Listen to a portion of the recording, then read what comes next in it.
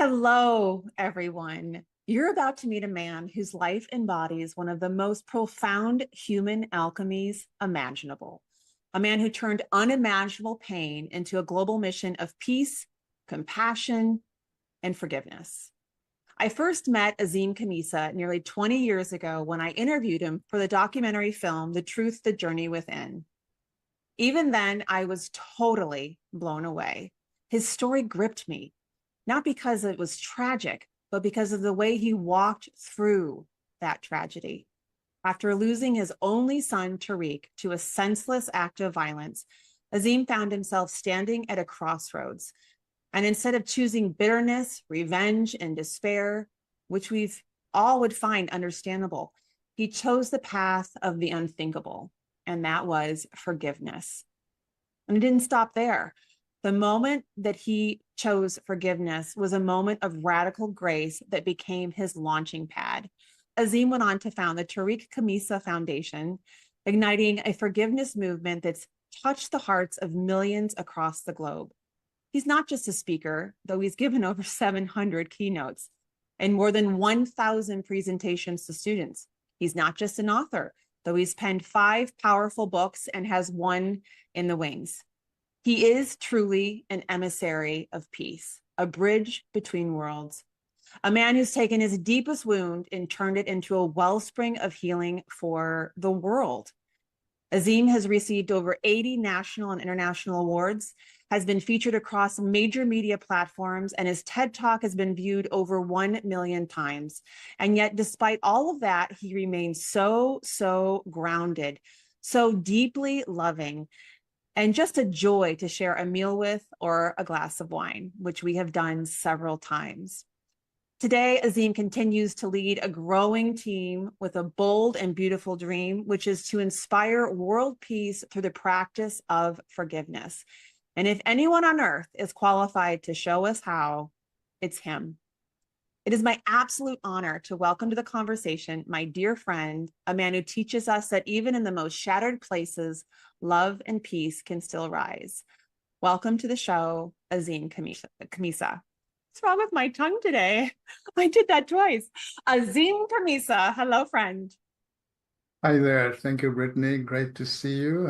So great to see you. And we go back a long ways. And thank you for all the great work you're doing. Thank you. Yeah, you and I have had some dinners in New York, some dinners in California. You were around when my babies were coming into the world, and I would sneak away to see you for a few hours. So it's a treasure to have you in this experience with me. Thank you for saying yes. Likewise, Brittany. It's wonderful to see you. Thank you so much, friend. The reason I called you to ask you if you would speak on this Happy Parent, Happy Child Summit is because so much of what I see with parenting is founded in how we were parented. It's the wounds that are created during our childhood. And I say that parents are either running to their childhood or from their childhood in their parenting experience, in some variation in there.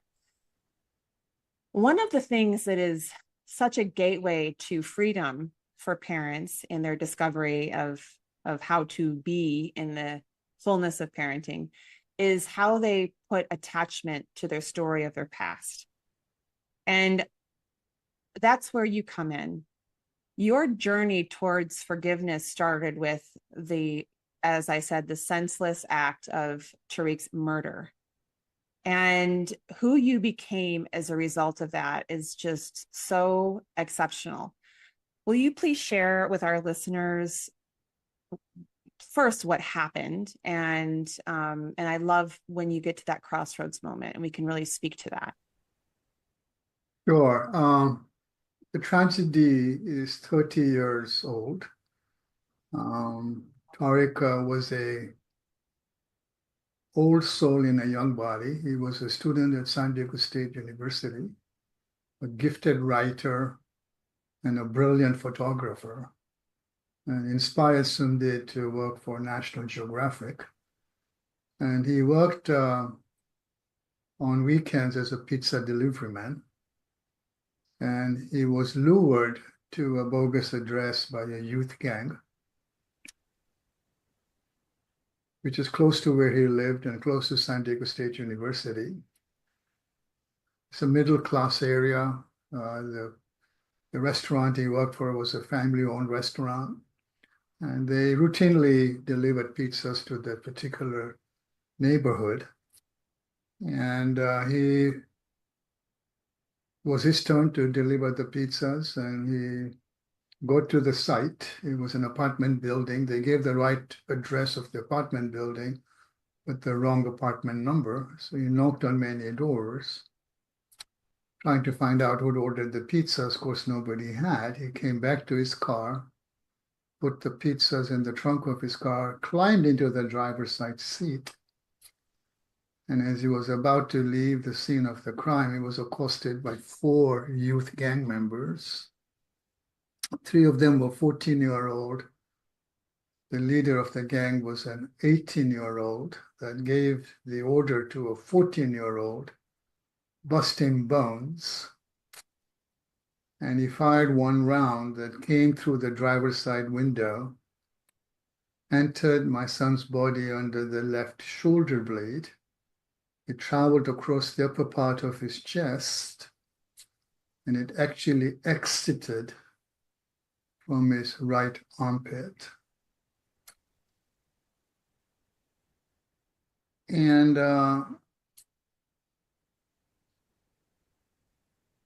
as the coroner explained to me afterward, he says the bullet followed a perfect path. And I thought, a perfect path, I queried. He says, Mr. Khamis, I'm not trying to be insensitive. We do not see a path like this very often. And what it means in my lingo is it destroyed all the vital organs in Tariq's body. And he died a couple of minutes later, drowning in his own blood over a lousy pizza at the age of 20. So needless to say, you're a parent too, Brittany, that there's nothing more complicated than to lose a child. It never, ever goes away. 30 years, it's never a day I don't still think of him several times during the day, as parents do about children. And I'm glad you're doing this summit because it is critical. And I worked in international finance. I was born in Kenya, and I left Kenya 50 years ago because we were a minority and targeted, thinking my children would be safer here. So it was ironic that Tariq was actually shot and killed on a street of a city I picked for us to move to. And prior to him passing away, I was educated in England. My education was in mathematics and finance. I worked in international finance, had a good life, traveled the world and stayed in nice places. And then I had no life. I remember it took literally all of my willpower just to climb out of bed. I did not know where all that energy had gone. I mean, routinely I flew in from London, changed, suitcases and flew to Tokyo. And now it was very difficult to figure out I would live the rest of my life and why I would live the rest of my life. But I've survived the tragedy, and sometimes in deep trauma, there is a spark of clarity. Every saint has suffered the dark night of the soul. And obviously that was the darkest night of my soul. And I grew up in the Sufi tradition, which is the metaphysical interpretation of Islam. My mom was very spiritual. My dad was a businessman. So I grew up with equal emphasis on my career and my spiritual life. And I started to meditate when I was 20 years old. I met one of the cronies of my mom who taught me how to meditate. And thank God, because in my deepest crisis, my degrees in math and finance, although I went to some pretty good schools, were useless. What really saved me was a spiritual foundation. I lost Tariq in my early 40s. And I had this out-of-body experience because when I got the call from homicide to tell me that Tariq had been shot and killed, my knee-jerk reaction was, no. They didn't make sense. He was a good kid. No. I always thought it was a mistaken identity, which does happen. I live in San Diego, and I almost convinced that it couldn't have been Tariq. So I quickly called his home. Back then, you didn't have cell phones, and fully expecting him to pick up the phone. Of course, he didn't. Jennifer did. Jennifer was his fiancée. They had been dating for over 2.5 years and had recently moved in together, had plans to get married and build their life together. They were both the same age and they were both students at San Diego State University. Of course, she picked up the phone. She couldn't say anything. She already knew because homicide had gone to their home first. And then it hit. She was sobbing. I still remember I lost strength in both of my legs as I collapsed to the floor. I was in my kitchen. I hit my head against the refrigerator. I curled up in a ball. I don't have the words to describe to you how excruciatingly painful that experience was. I never felt pain like that. I don't know what's more devastating for a parent to hear that the child dies before they do. And the pain was so excruciating, I had what I call an out-of-body experience. And I left my body. I believe in God. And I believe I went into the loving embrace of God. I don't remember how long I was gone for. But when the explosion subsided, God sent me back into my body with the wisdom that there are victims at both ends of the gun.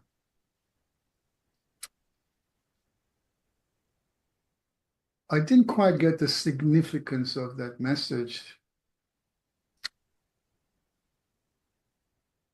immediately, but not so long after that. I made some very difficult calls to his mother. She lived in Seattle. I live in San Diego. Called my parents.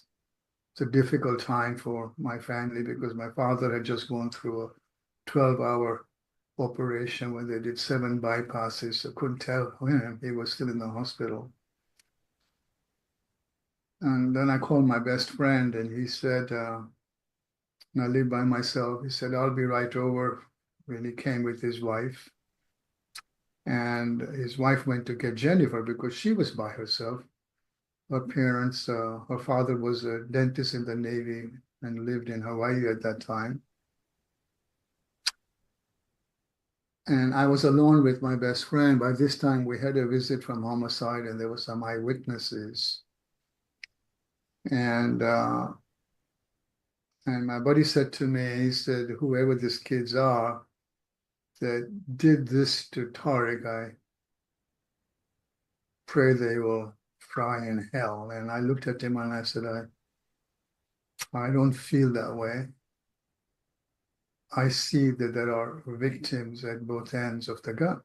It's the download that I got earlier after I found out.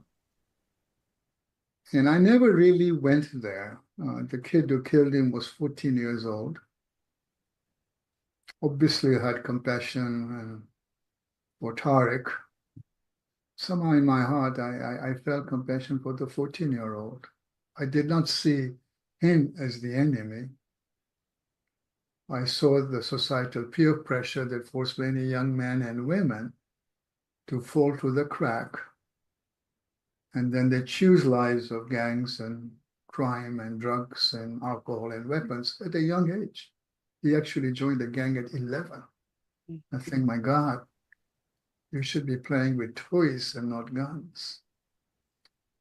So I didn't know much about youth gangs at that time. Of course, I'm an expert right now. And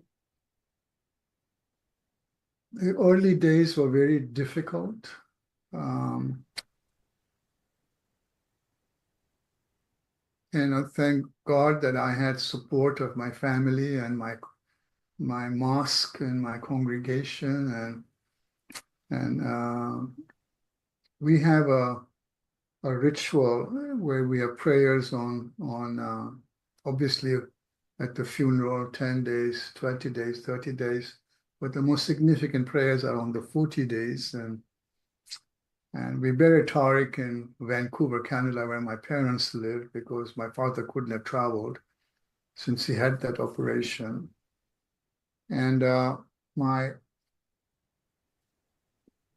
spiritual advisor on the 40th day said, this is a very significant milestone in our tradition, because for the first 40 days, you are supposed to grieve. And the reason you're supposed to grieve, because the soul and the spirit of your son is in close proximity of loved ones and family.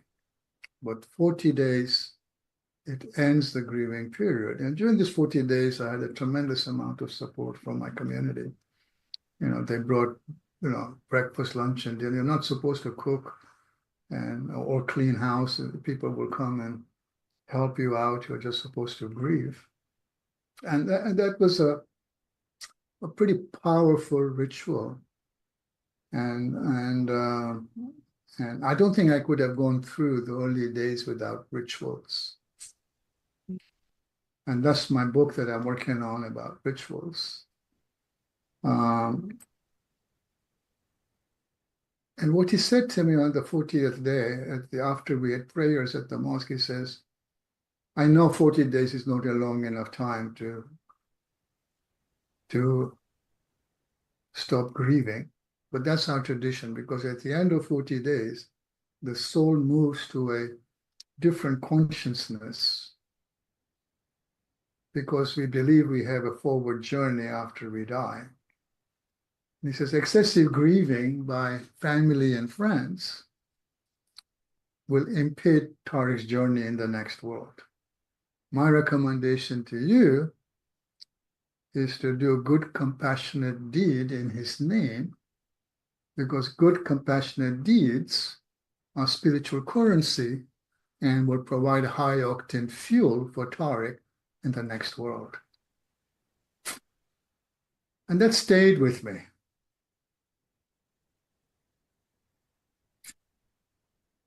Tariq died in January. and April, I spent a week in Mammoth, silent retreat kind of thing. A good friend of mine has a condo there. He gave me the key, said, go anytime you want. And I walked every day in the beautiful Mammoth, but mostly ate it. The first night I ate out, but the rest of the time I ate at home, journaled, meditated, read. But this kind of message played in my head like a broken record, that instead of grieving, do good, compassionate deeds in Tariq's name, because that would provide spiritual currency for him in the next world. And obviously, as a parent, you want to do something for your children. And you're thinking, how do you do something for your child who's no longer here? But that kind of made sense to me. So I came down from the mountain, so as to speak, stronger than I had gone up. And I decided that what if I became the enemy, not of the kid who killed my son, but of the societal peer pressure that forced so many young people to fall to the crack and then choose lives of crime and drugs and alcohol and weapons. And I approached my best friend who was with me soon after Tariq died, and another friend of mine who was a lawyer, and started and founded the Tariq Khamisa Foundation 9 months after Tariq died. So I started the foundation in October with the mission of stopping kids from killing kids by breaking the cycle of youth violence. And essentially, we had 3 mandates. First and foremost was to save lives of children. I will shock you, we lose a child to gun violence every waking hour of our day in the richest nation in the world. Astonishing. It's crazy. Yeah. So our first mandate was to save lives of children. Our second mandate was to empower them with the right choices so they don't fall to the crack and get involved with crime and drugs and gangs and alcohol and weapons.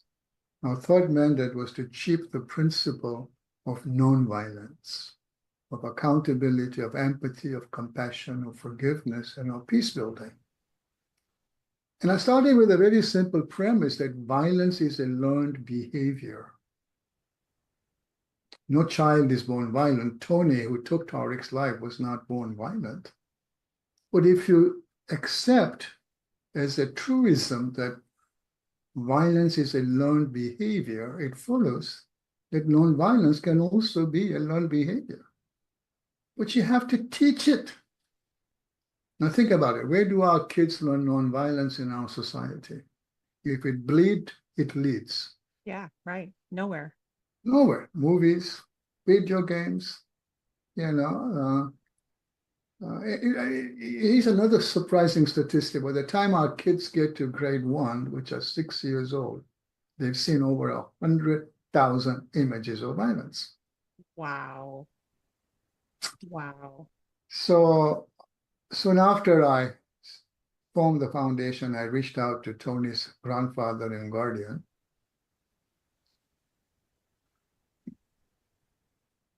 And we met in the public defender's office, which is who defended Tony. And his name is Ples Felix. And I started the conversation by telling Ples, I'm not here seeking retribution or revenge because your grandson killed my son. Rather, I'm here in the spirit of compassion and forgiveness, because what I really see here is we both lost a son. Tony lived with his grandfather and calls him daddy. I can't bring Tariq back from the dead. He's gone. There's nothing you can do to get Tony out of the criminal justice system. He was the first 14-year-old in the state of California to be tried as an adult. Mhm.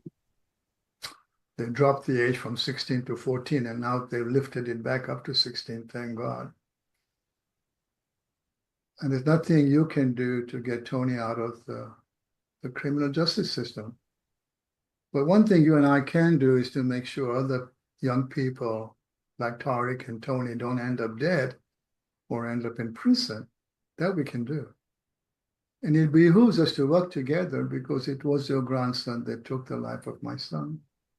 The real reason I'm here is to ask for your help, because this is a big job to stop kids from killing kids. I can't do it by myself. Will you help me?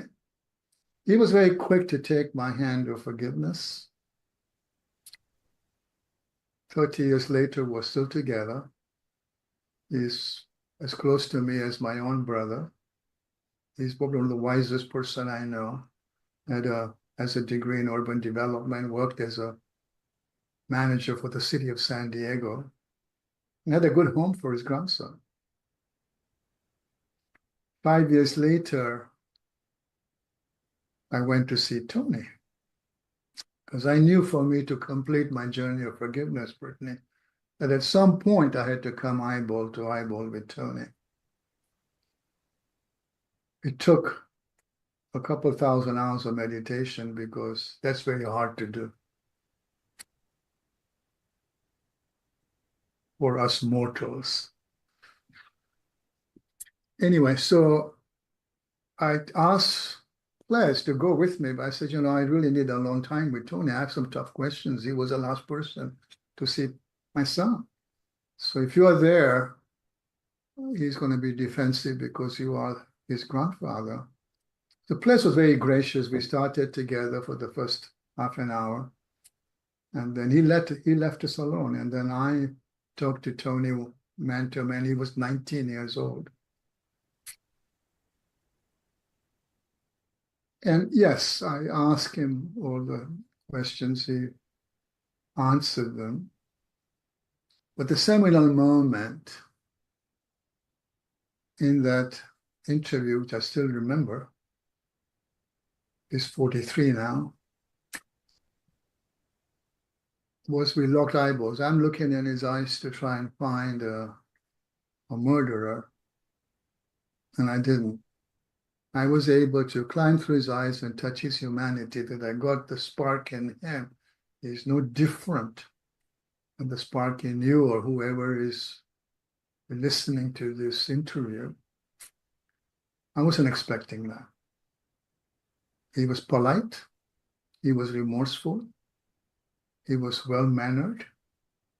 And he was articulate. And he did not portray any of the typical attitudes of a 19-year-old in our society, especially a 19-year-old gangman. I wasn't expecting him. What I'm trying to tell you, he was a likable kid. So I told him, Tony, I have forgiven you because I've been working with your grandfather for the last over 4 years. And I want you to know that when you come out of prison, we have a job waiting for you at the Tariq Khamisa Foundation. And you can come and work with your grandfather and me. And I remember as I left the prison after several hours, it was very freeing. I knew at that point I completed my journey of forgiveness. And it was like a big albatross weight that was lifted from my shoulders. And the preeminent thought in my mind was, why did I wait 5 years? Because forgiveness can be very, very freeing. The next day, the grandfather called me and said, Azim, that meeting you had with Tony has totally shifted him 180 degrees, because prior to you meeting him, he would say, Daddy, I'm not going to make it in prison. I'm going to die in prison. But after you gave him some love and some hope, as you were leaving, he said, Daddy, that's a very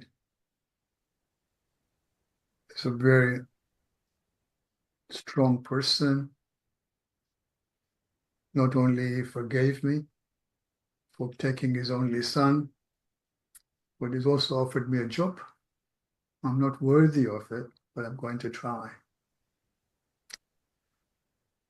From the time he was 19, I stayed with him for the next 20 years, advocating for his release. It's complicated, especially for somebody who's committed homicide.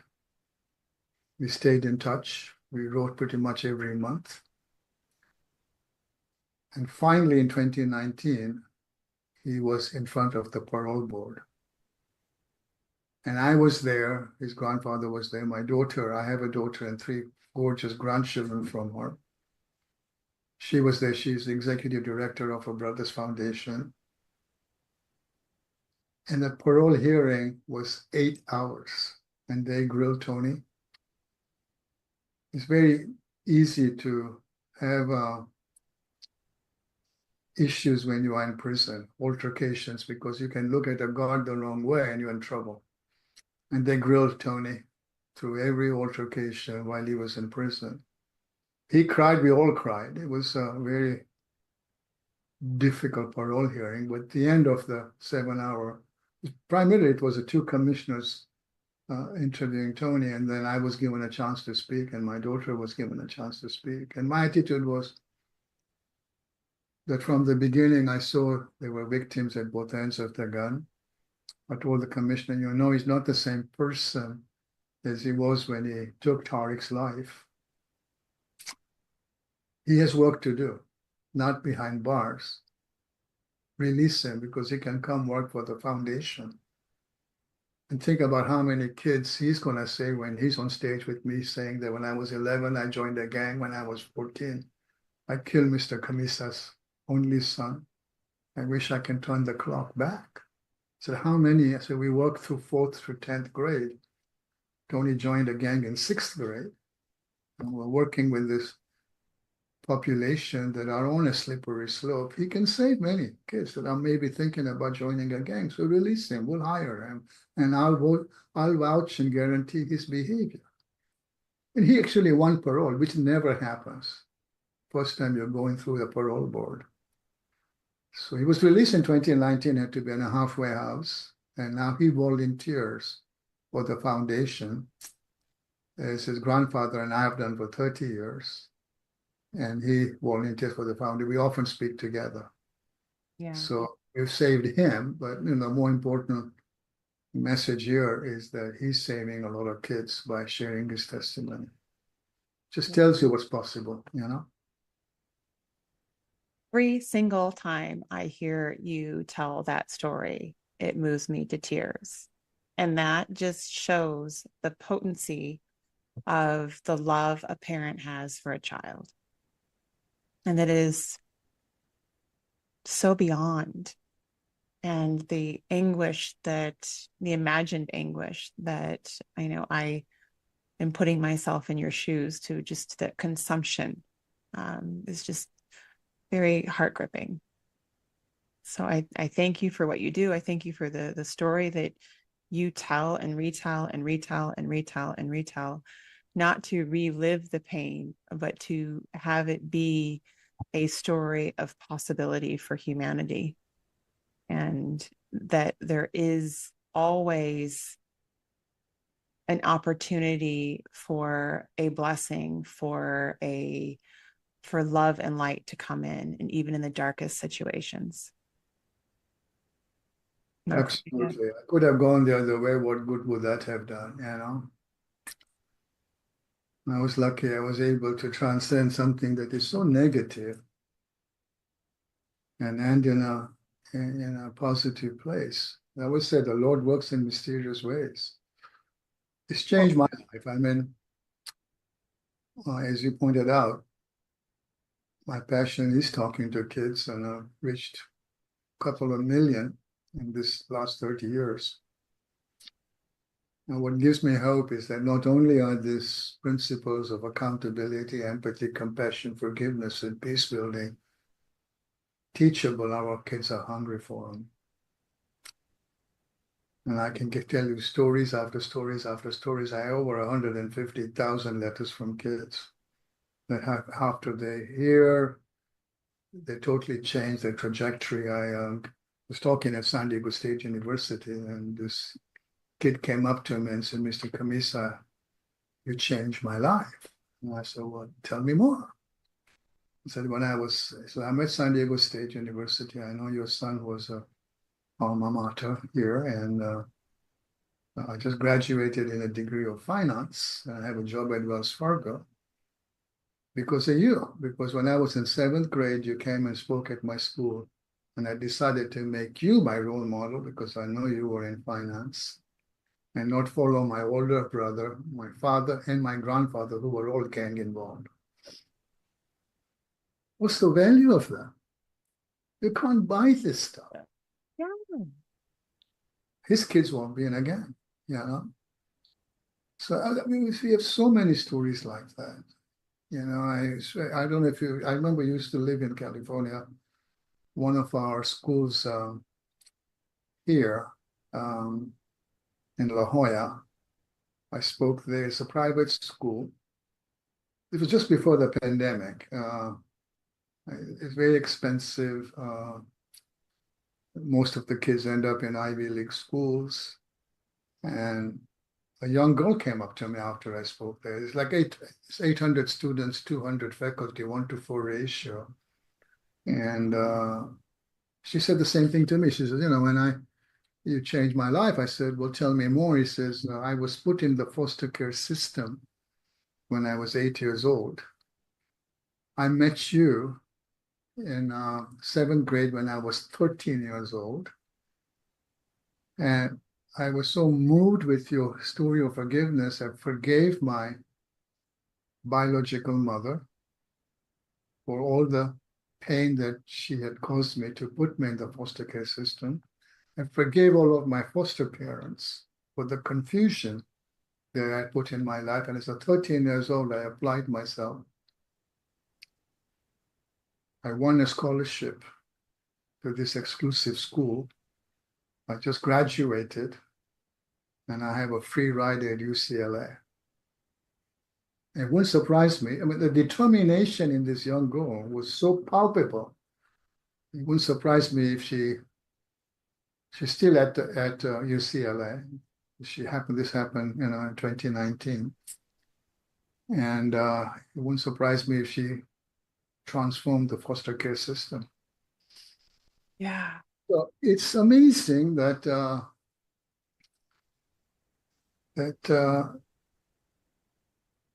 people that are able to see the benefits of forgiveness can totally shift their lives going forward. And I think that is something that is important to share, especially in the summit you're doing and the work you're doing, because when I wrote my first book, From Murder to Forgiveness, A Father's Journey, there wasn't much on forgiveness. You almost ought to go back to the scriptures. Today, there is at least 500 clinical studies. There's a forgiveness project at Stanford, another one in London, and I met a lot of these organizations that are doing amazing work. That it is clinically proved that forgiveness is healthy. Right? If you stay in anger and resentment and hatred, who are you hurting? It's a great quote by Mandela that unforgiveness is like drinking poison and waiting for your enemy to die. Kills you, right? So it improves your health. It improves the relationships, and you're dealing with happy parents, happy children, right? Well, think Well, about it. I mean, if you're carrying that around, it becomes the lens through which you see the world. If exactly. you had not chosen the path you chose, you would have a very different lens, potentially very victim filled and anger filled towards what you so, everyone would say, well, you can't blame him. He lost his only son. He lost a child. You can't blame him, this making excuses for, and yet you chose to be a hero in your own storyline and rise above that. And the impact that you create is it is noteworthy, and yet it's so doable for everyone. Absolutely. And normally when you lose a child, most parents go through a divorce and they move away from the city because the grief is so much that even they lose all their friends because there's nothing the friends can do to help you. I was already divorced, so I have a good relationship with my Tariq's mother. And she's now moved here because she came when my first grandson was born. She grew up in Seattle. She lived in Seattle where Tariq grew up. So I've not left town. Most of my friends have become better friends because of the way I've reacted.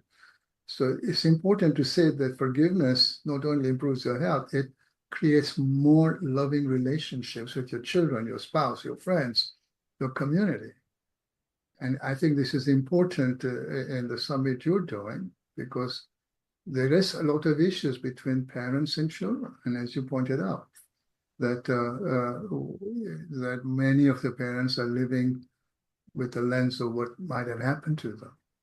So forgiveness is a gift that you give yourself. And I think that if I look back and see everything that has manifested in my life as a result of the choice I made 30 years ago, it's way beyond my wildest dreams. Because I think it puts you in the present. Because if you are dealing with anger and resentment or even guilt, because at some level we've all hurt people, right? It doesn't put you in the present. And this stuff gnaws on your consciousness 24/7.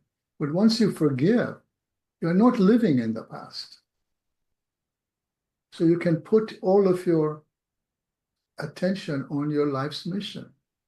And we all have a mission. We all have a spiritual purpose, and you're doing it right now in what you're in the summit. And I think that wasn't trained in social services. I've succeeded because I believe that I don't live in the past. I don't live in anger and resentment and guilt and despair. You know, I am able to say that this was my journey. And once you get to so something I learned from His Holiness the Dalai Lama, that every emotion has a frequency. And you said, you know, when you look at judgment, it's probably one of the lowest frequencies. One of the biggest impediment to forgiveness is judgment. Greed, avarice, anger, resentment, hatred. He says these are all very low frequencies. Happiness doesn't live there. And then there are some emotions that have a very high frequency, like goodwill, like friendship, like trust, like gratitude, like empathy, like compassion. He says forgiveness is right there with love. Happiness lives there. And when you meet somebody like His Holiness the Dalai Lama, he's vibrating at those high frequencies 24/7.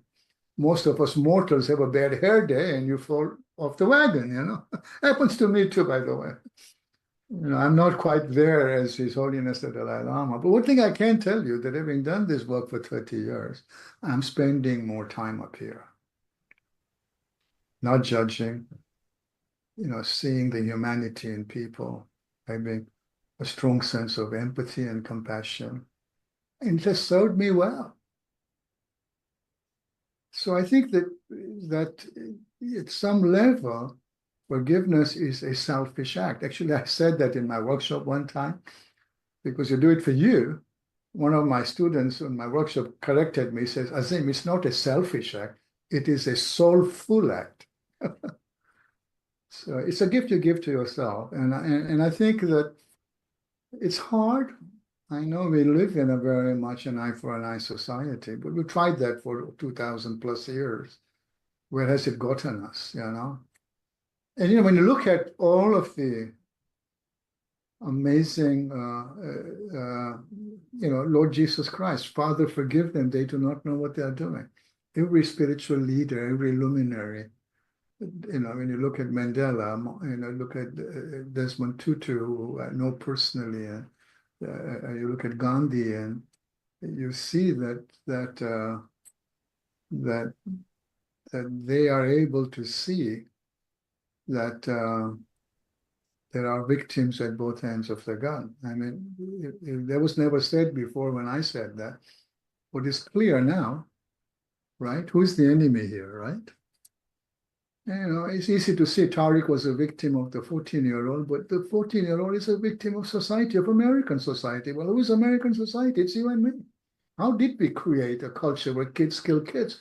What is my responsibility in that thing? Because societies don't just happenstance, right? We're all architects of the society we live in. So I think that level of empathy and compassion is important to garner. And even when we do the programs in schools, and I know your focus is happy parents, happy children, the hardest part is not to teach the kids. The hardest part is to shift parents and teachers. Right. Because they're very punitive, right? And that's not restorative. So we spend time before we even do our programs in school, that we work with teachers and change their mind from a punitive mindset to a restorative mindset. Perfect. And the same thing we do with parents. Right.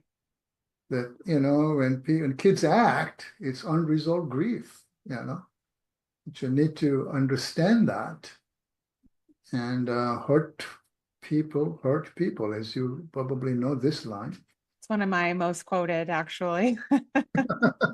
Yeah, so the point is, is, yeah, and I think this has been a very important part of my own evolution, Brittany, that I truly learned that your external circumstances are a replica of your innermost crisis. So I want we you to all, say that again, please. That's big. That's big. that's I'm just saying that your external circumstances are a result of your internal disharmony. So the work you have to do is to shift your inner self. When I meditate a couple hours a day, I get all my ahas in my meditation. And even I tell the kids this, that if you have an important decision, don't just rely on your intellect or your heart. Sure, nothing wrong with a strong intellect.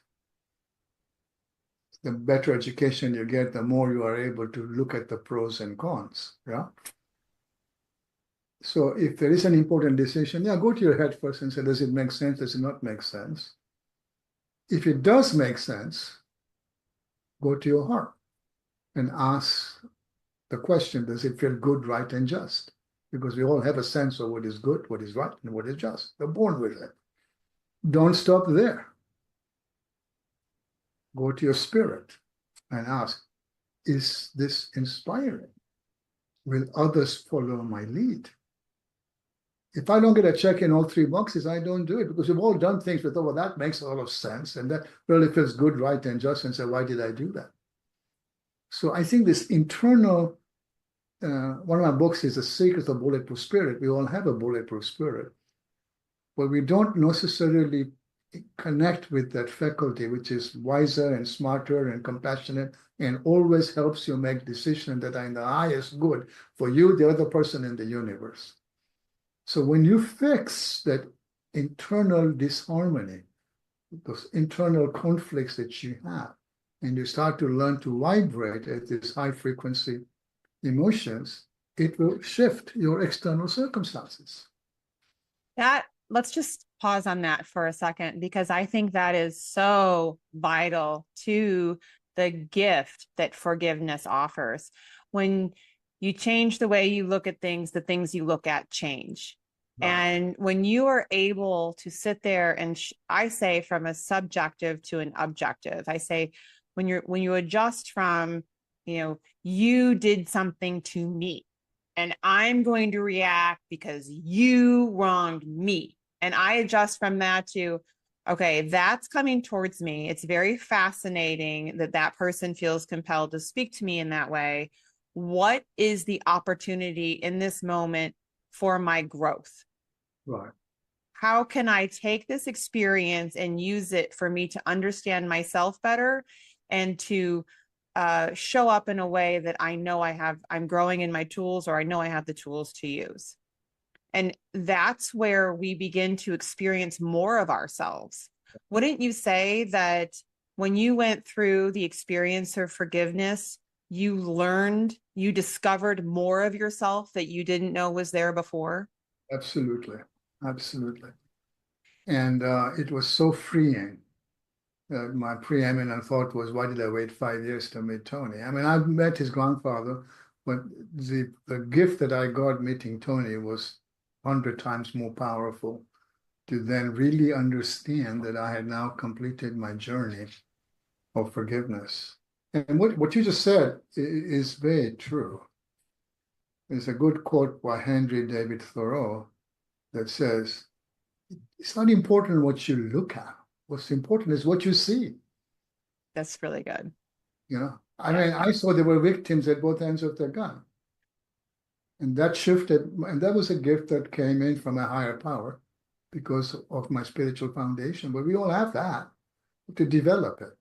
But that led me to not be in judgment, but move eventually to compassion and empathy.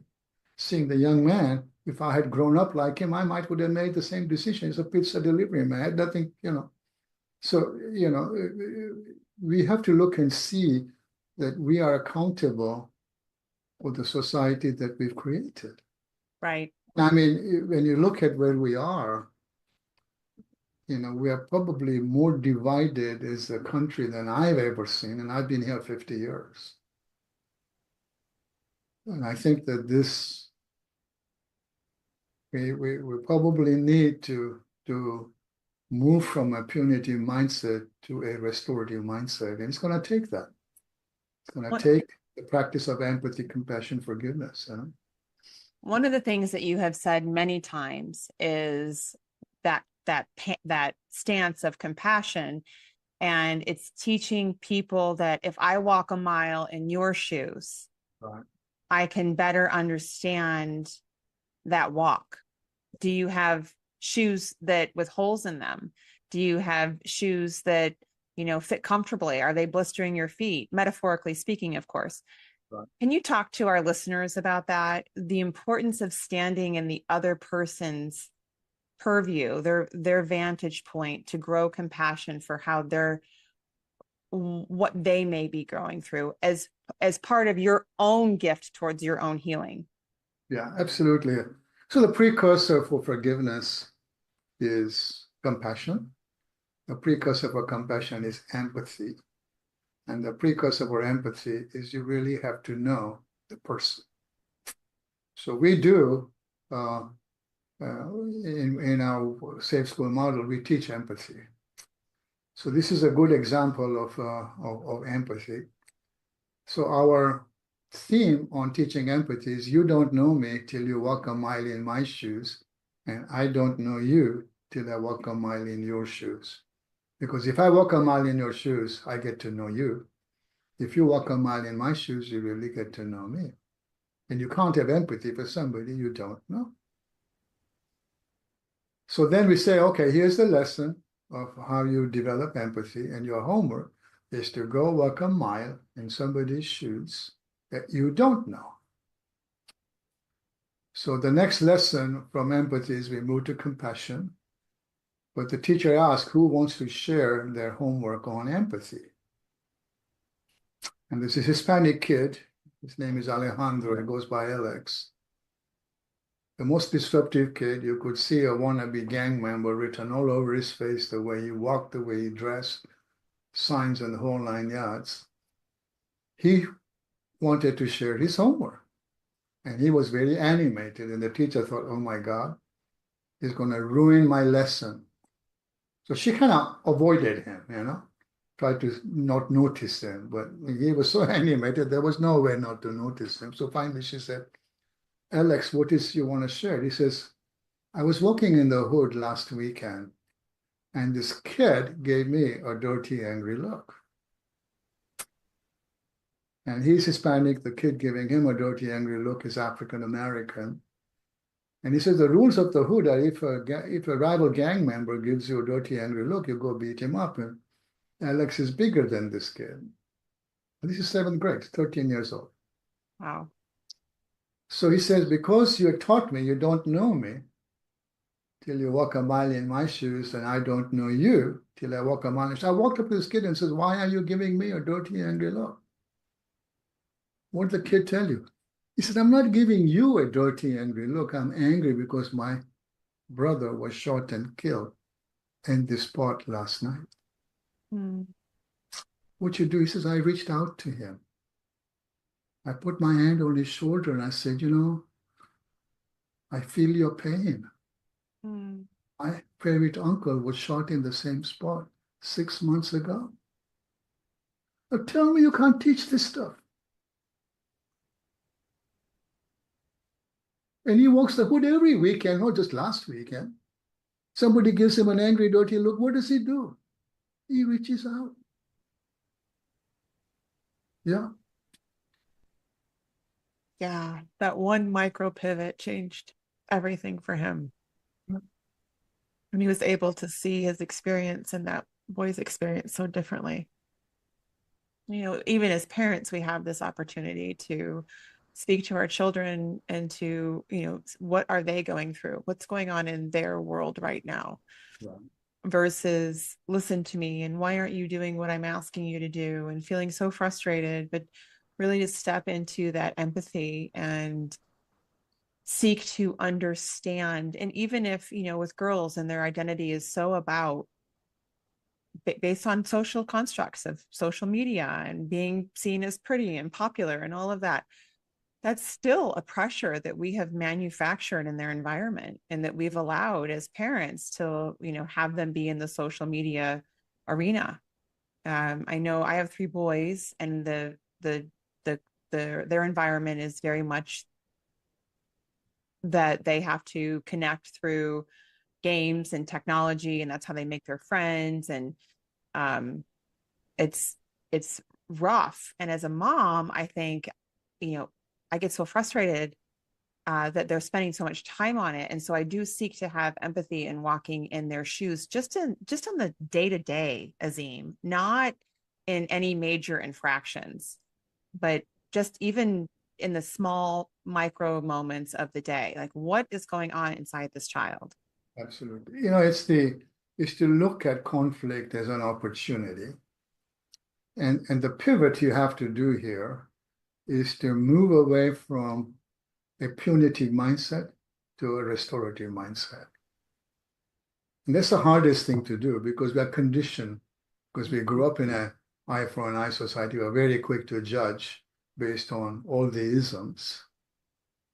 Yet, if you can shift and learn to live more at these high vibrating emotions and look and see that if there is an altercation or a bad behavior, to not be punitive about it and take your cell phone away for 10 days or whatever, is to look and see what's going on. To be in a restorative mindset and say, I understand. It's not your natural behavior. What's going on?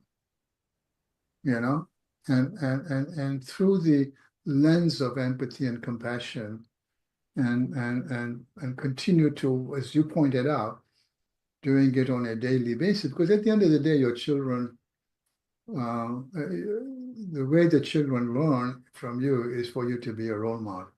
Mm-hmm. So once you change your internal disharmony and you move from those low vibration to a high vibration, it will change who you are, which will affect your relationships, not only with your kids, your husband, your partner, your community, your friends. And I said, and all of my friends are becoming even more loving and we have a better bond as a result of the way I reacted to this tragedy in my life. And I think that you have to live it. I couldn't be doing this work if I didn't travel the journey I have. But I can see that was the right choice for me. And I think when people see that, it changes the future trajectory and that relationship. Plus, it's good for you, I mean, Fred Luskin is a guy that runs the Stanford Project. He's a partner with us in the work we're trying to bring forgiveness mainstream as a portal to create world peace. And he's been, most of his partners have been in this space like I have been for 3 decades. And he confirms that, that the forgiveness is a healing elixir, right? And that there are many people that live in this anger and hatred. Sure, it's difficult. I'm not saying it's easy, but it is learnable. And once you are able to actually go into that space, it will amaze you what gifts it's going to give to you. I don't judge.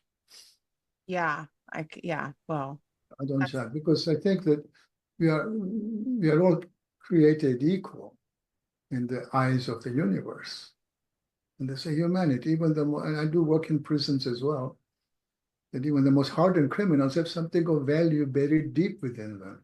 Difficult to find sometimes. Like I said, like mining precious stones are deep and they are hard to find. You have to bring the dross up and separate them and cut the rocks and polish them before they can shine their radiance. Everybody has that radiance. Well, even diamonds are formed under extreme pressure. That's right, exactly. Yeah. So, well, I have another question for you, but I want to talk about the path really quickly as we go down this road. So you have empathy and then you have compassion. And what do you say to people about growing in their compassion? You said that we are at a, very much so divided right now. And Right. I feel as though that compassion is really something that is that, you say empathy, and that's probably as you're saying, the stair stepping, that we just demand that our way is the only way, and that there's just this right wrong duality that we're so forcing down people's throats right now, versus seeing the fullness for everyone and having compassion towards each person's journey. Right. I think the answer to that question is something I learned from His Holiness the Dalai Lama, who's a good teacher. In fact, his central message is compassion. And I met him in 2004. Pope John was alive at that time. He hosted 30 of us. It's almost 21 years ago. And I've seen him since then. And he spent 2 days with us, 15 hours. And it's only 30 of us. So it was amazing. I took 9 pages of notes and I gave a lecture on the wisdom I garnered from him. But one of the things he teaches is our true nature is compassion. He says, when you look at a tiger, its true nature of a tiger is aggression. That's why tigers have claws and fangs.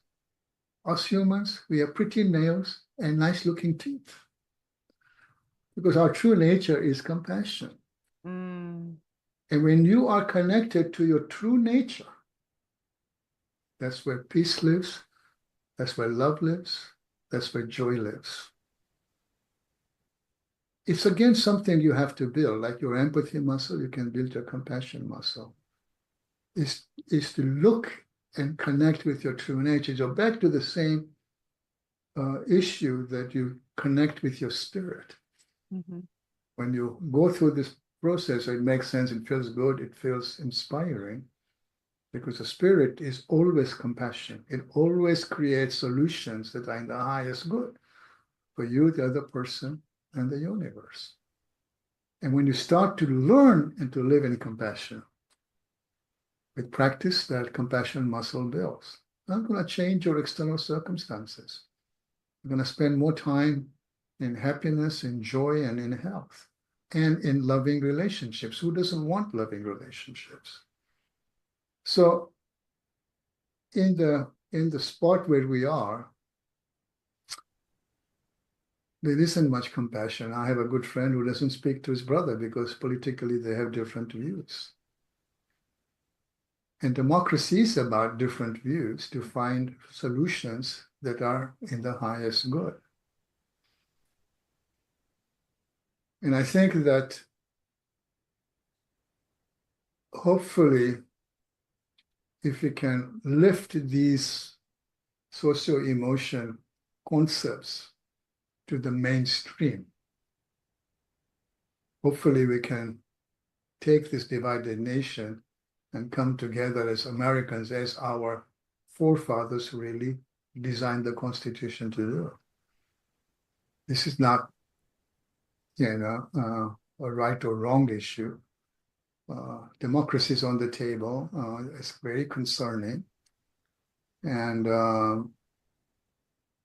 but the way I write a monthly newsletter, it's on my website, and I wrote about this in my last newsletter of how do you transform conflict into unity. And I think it's by first of all understanding that there is a divine order to the universe.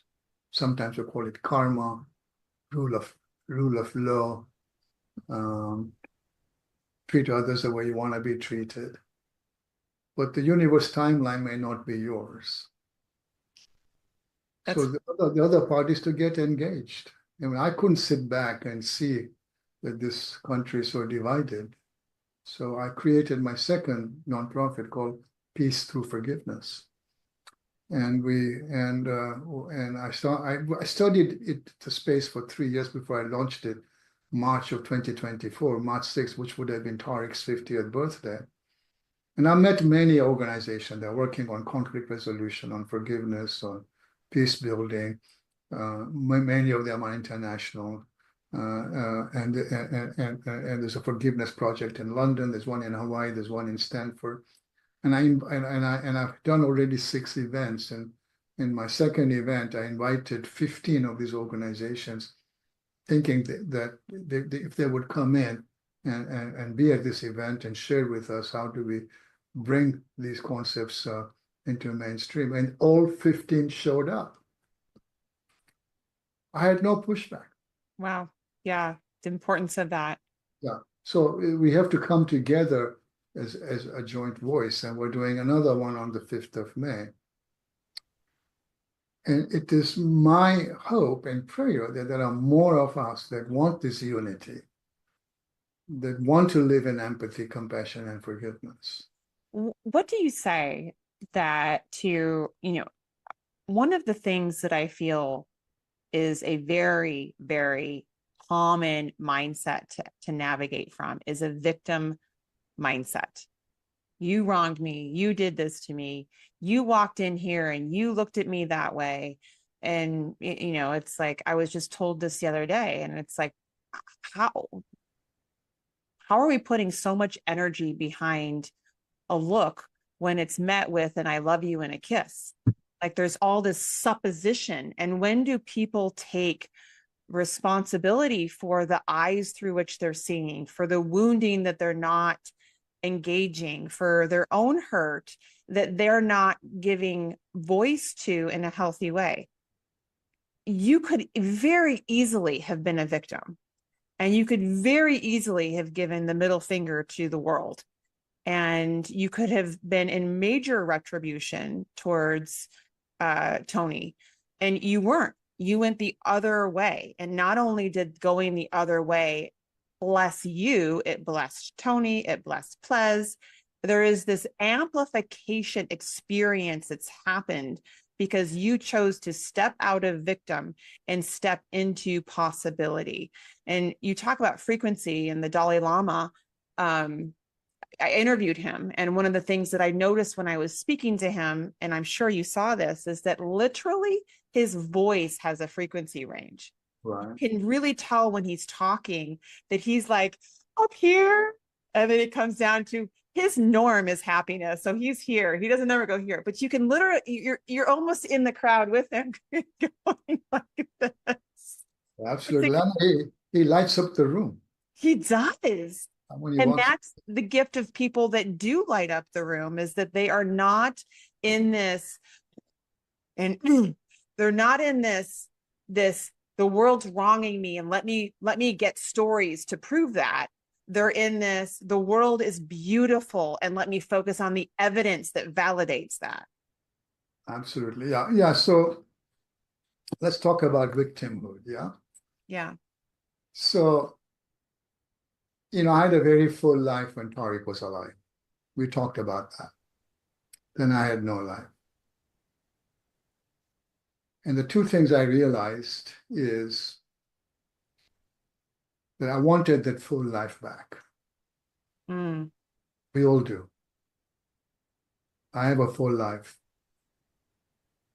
And this life is more important. It's about saving lives of kids. International finance was about money. This is far more meaningful, far more purposeful, far more fulfilling, because I believe I'm on my spiritual purpose. That was a gift that came out of my tragedy. The second piece is there's no quality of life being a victim. I didn't want to go through life on crutches. Many do, because they find some comfort in those crutches. I wanted that full life back. And unless you forgive, you remain a victim. There's no other way. This lady here, Edith Eger, in La Jolla, where I live, who was a Holocaust survivor and forgave Hitler. Yeah, wow. To move forward. Right. So forgiveness stops you from living a life of victimhood, understanding that there's no quality of life being a victim. That's really potent. There's no quality of life being a victim. That is so true. And I really hope our listeners can just, if you just sit there with that for a minute, we get our cumulative collective experience with life by what we put into it and the words and the experiences. And that's our takeaway. And that's our reflection points of, am I having a life well lived? Am I a contributing member of society? Am I blessing people with my presence? And all of that becomes a vaporous reality if you're standing in a victim consciousness. Yeah. Exactly. Yeah. So what's your wisdom for people that you lost your son at the hands of someone else and you were able to see very quickly, which is, I think, so beautiful about you, that there were victims at two ends of the gun? What about people that have a situation in their life where it was the abuse of a parent, or it was the loss of a mother? I have a friend who's going through this right now, and his wife passed on, and he's, left raising two daughters. And so there's a lot of being present to the pain and not turning that pain into anger that is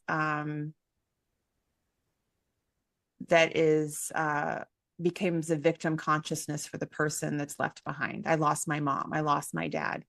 I'm a teenage girl that doesn't have a parent. There's a lot of opportunities to become a victim. Yes, so good question. So one of my books, which is the basis of my workshop, I'm actually doing one in Hawaii on Sunday. Is The Journey of Forgiveness, Destination Peace, is based on my book, The Secrets of the Bulletproof Spirit. And the subtitle is How to Bounce Back from Life's Hardest Hits. It's 30 chapters. It was published by Random House in 2009. So it's a process.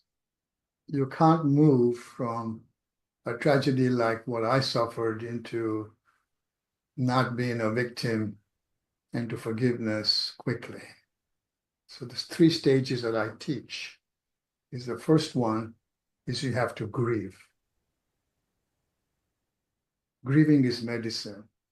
There's a good adage from the Turkish tradition that he who conceals his grief does not find a remedy for it. There's healthy ways to grieve and unhealthy ways to grieve. The healthy ways to grieve is to spend time alone, to read something inspiring. To journal was a big deal for me. To meditate, to spend time with nature, to self-care, to spend time with, I spent time with my family and spiritual advisor, but then there were many others that had lost children that I didn't even know that they found me or I found them. The 40 days wasn't enough. I grieved for 3.5 years. I didn't have a relationship, which was the longest time in my adult life that I was not in a relationship, but I had nothing to give. Grieving is painful.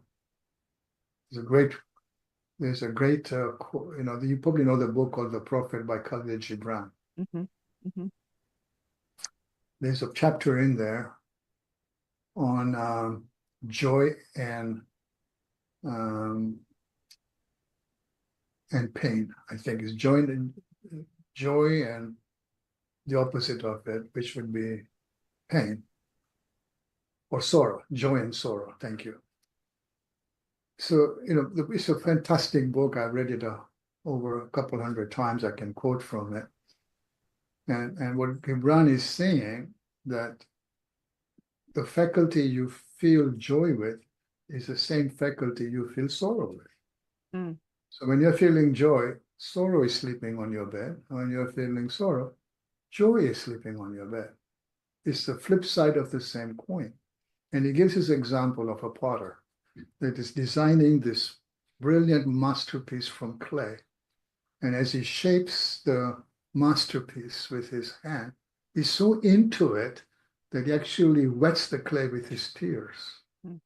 But when the sculpture is finished, he has to put the sculpture in a 2300-degree Fahrenheit oven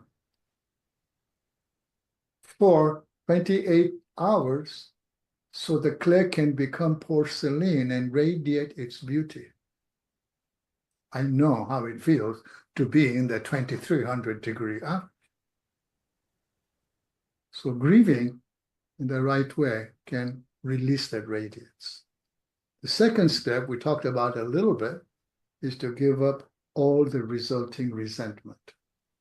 Now that you're grieved, this becomes a little bit easier.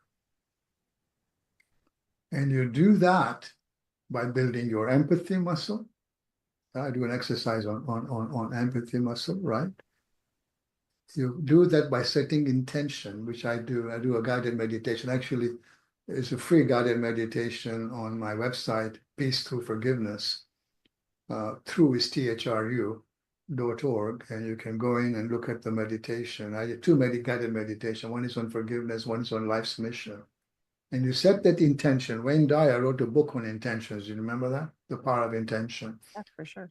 So when you are in a meditative state and you set the intention that you want to forgive, or whatever your intention is, you are planting a seed in very fertile soil. And as you come back to it, you're nurturing that seed. Because at the end of the day, forgiveness is a blessing. And what is a blessing? A blessing is when preparation meets grace. So you are preparing. And just like I was graced with the gift of forgiveness, so can everybody else.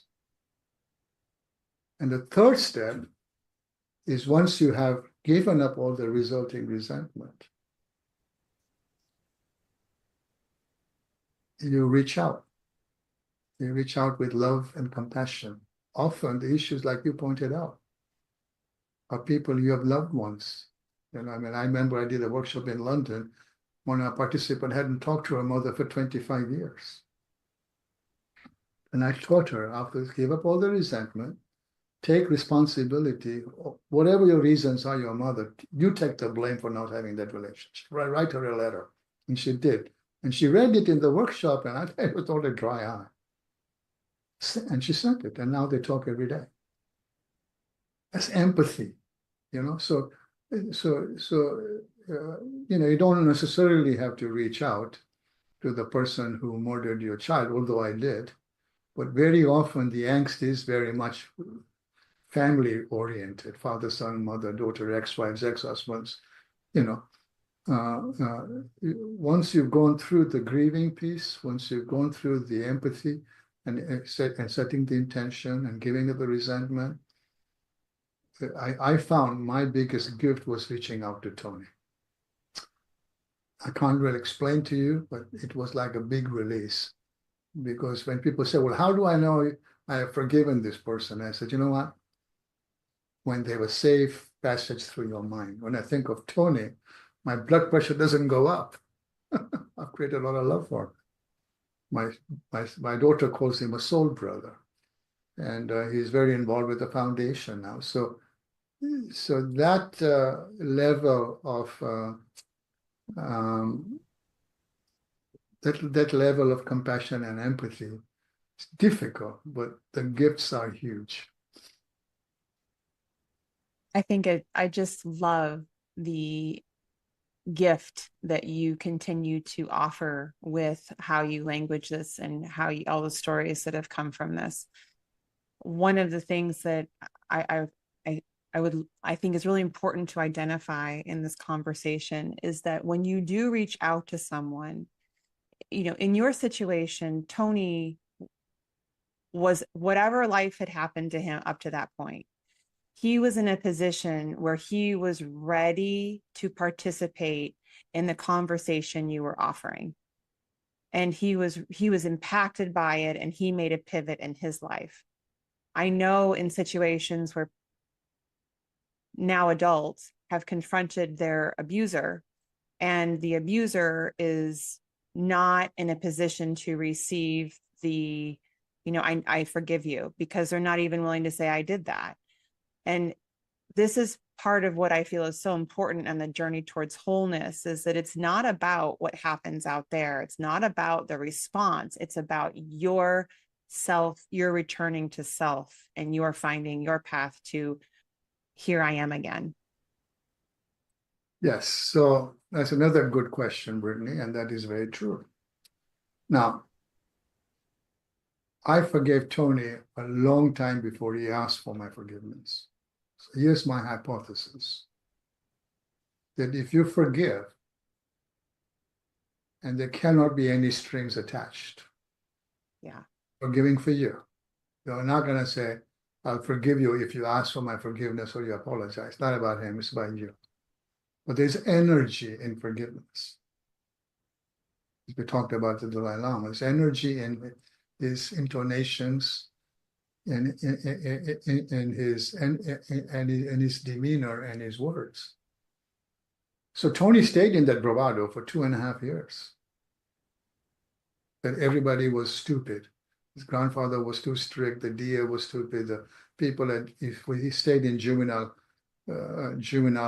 prison for a couple of years before he was moved to an adult prison.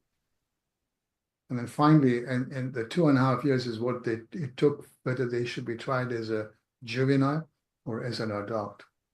And that was the hearing. And he shifted a couple of days before because a public defender told Ples, Tony doesn't quite realize what's coming to him. You need to talk to him. And he talked, and he was 16 years old. And Ples still stays his story. When I had a difficult conversation with Tony, I brought 2 fruit. So I brought an apple and an orange.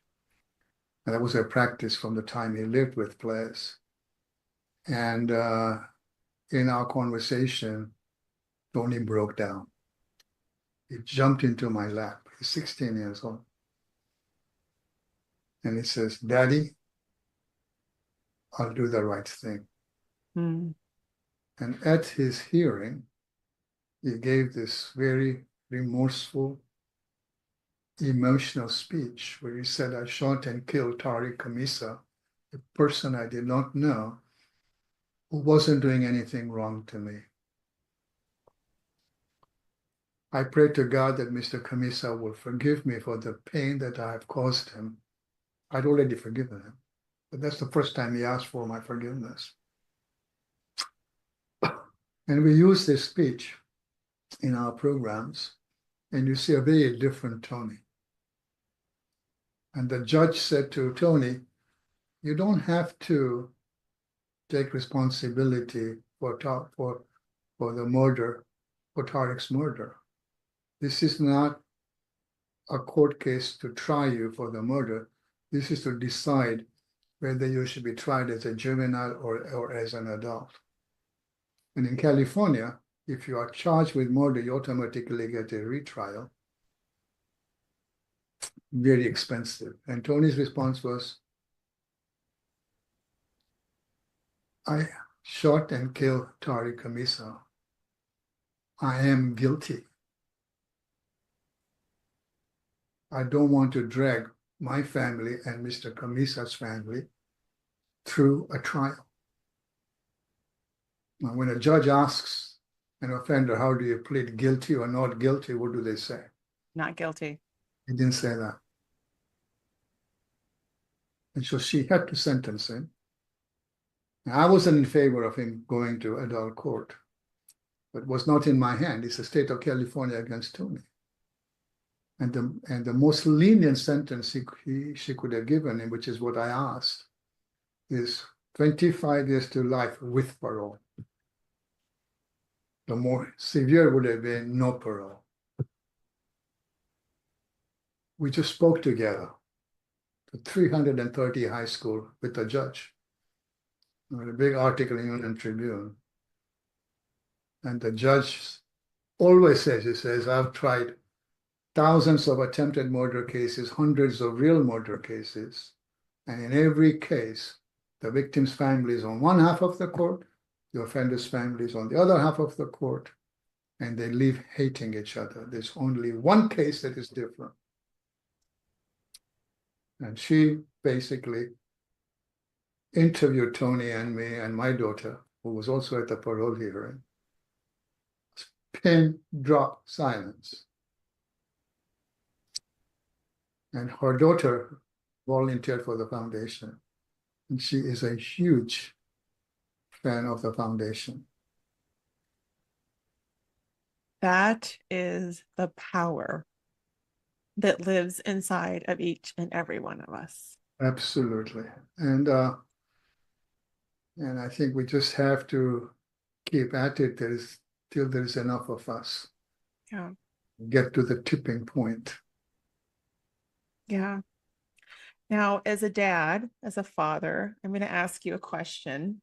And I know that you have a deeply elevated way of being. And so I come at this question with compassion for our listeners, but I would like to hear your response to this, to anyone who's listening, because we talk about turning our pain into our purpose, our pain into, our passion, the shoulders we can stand on. All that you've created, all the lives that you've impacted, all of the pivots that people made on their life trajectory as a result of you and what you have overcome happened as the result of losing your son. Say again. Happened as the result of losing your son. Correct. So how do you explain to yourself the blessing of his loss? Good question again, Brittany.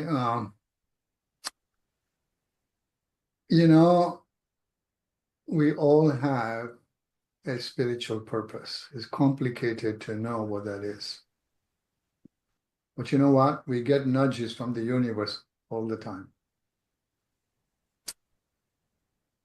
And the gift that I got from Tariq's tragedy was a download that I did when I left my body and went into loving arms of God.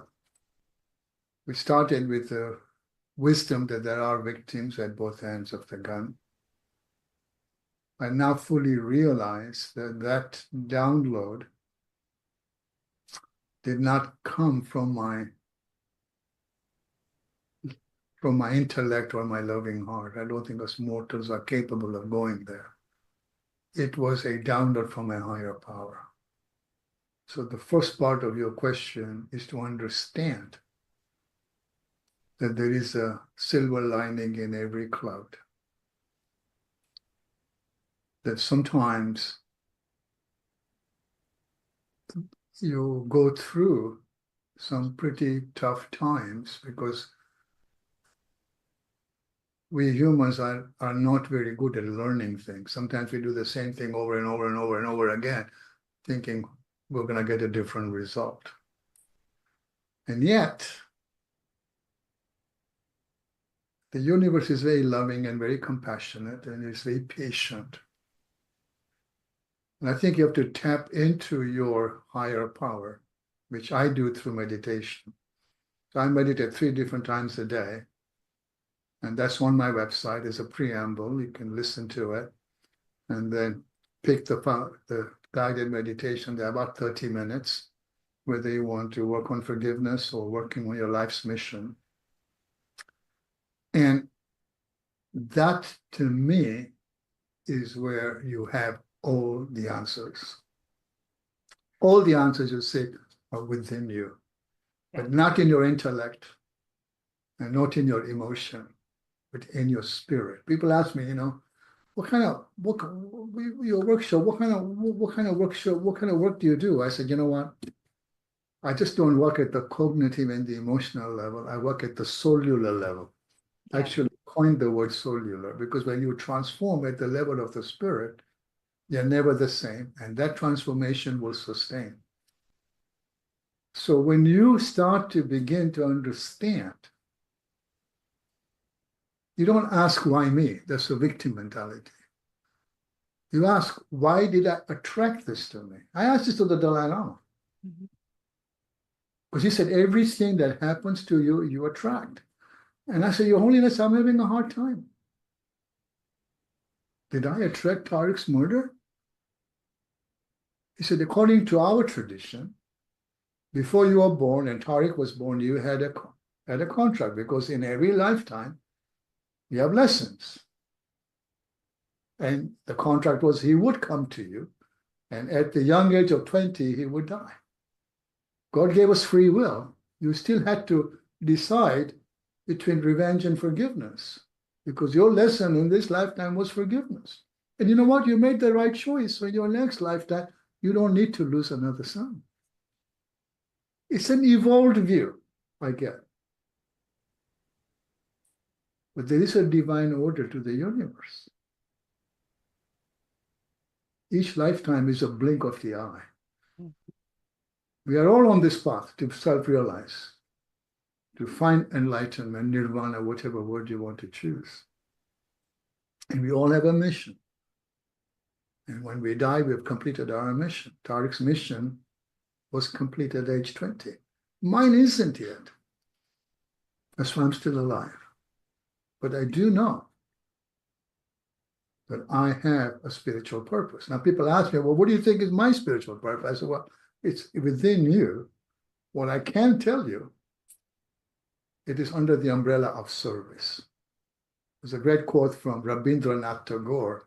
You might know him. He's an Indian sage. He says, I dreamt life was joy. I woke up and I found out life was service. I acted, and behold, service is joy. Yeah. So to help Yeah. other people. So that piece is something that we can all cultivate. A victim mentality is why me. A more evolved question is, why did I attract this to me? Understanding that everything that happens to you, to quote His Holiness, you attract. Why? For your own spiritual growth. Right.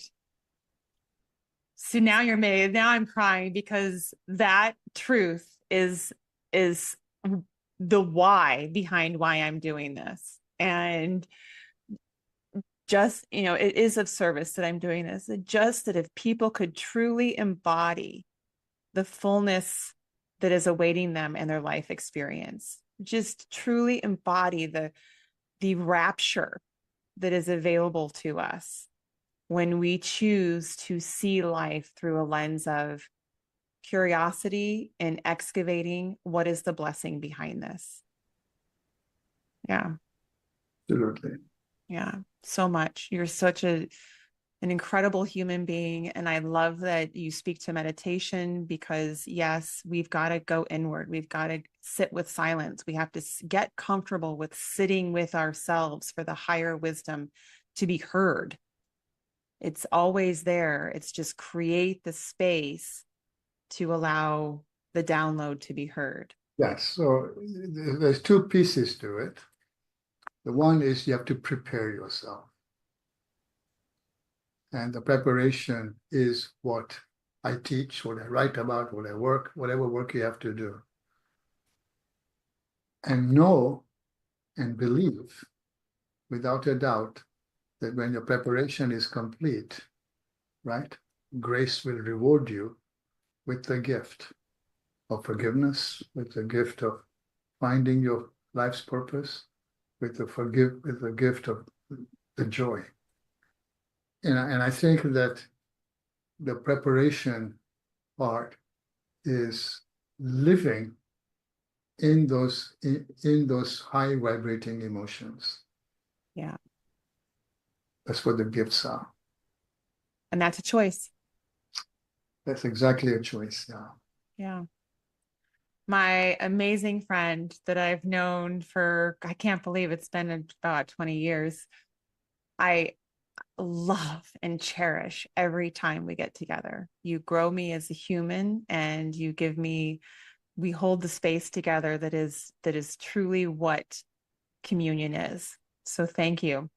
You're so welcome, and it was great to see you again. And I always learn from our conversations. They're always very rich, and you ask very deep, insightful questions. So thank you for this opportunity.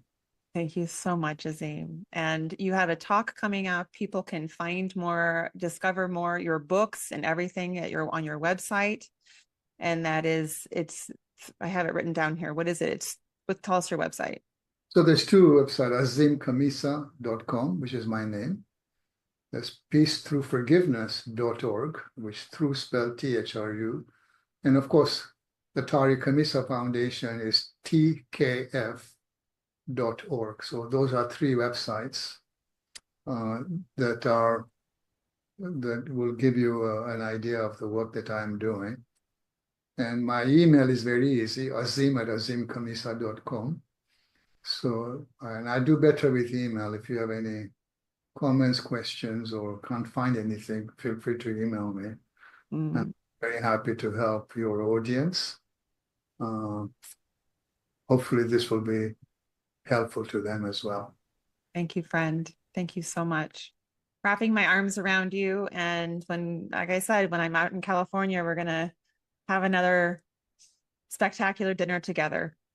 I look forward to it, Brittany. Me too, Azim. I'm sending you so much love. Thank you. Take care. Bye. Bye-bye.